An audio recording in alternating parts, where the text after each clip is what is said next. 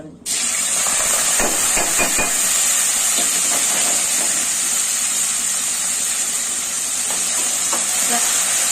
కొంచెం ఎర్రగా కొంచెం మెంతం కూర అనేది బాగా వేయించుకోవాలండి.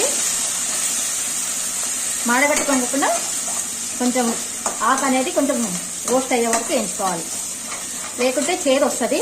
కొంచెం బాగా ఎర్రగా వేయించుకోవాలి. అందుకే ఫస్ట్ అన్ని మనం ఎల్లిపాయలు మెంతం కూర ఫస్ట్ వేయించి పెట్టుకుంటే మనకి పక్కకు బాగుంటుందండి. తర్వాత ఆనియన్స్ తర్వాత అన్ని ఒకటేసారి వేసుకుంటే మంచిగా ఉంటుందండి. ఇట్లా ఆయిల్లో వేయించితేనే మెంతం కూర టేస్ట్ వస్తుంది అన్నమాట. ఉల్లిగడ్డలు వెంబడి వేస్తే అది మెత్తగా అయిపోతుంది అన్నమాట. మెత్తగా అయ్యి అది రోస్ట్ కాకుండా ఆకు అనేది చేదు వస్తుంది. ఇట్లా వేయించితే మనకి కొంచెం రెడ్గా వేయించినామంటే బాగుంటుంది అన్నమాట.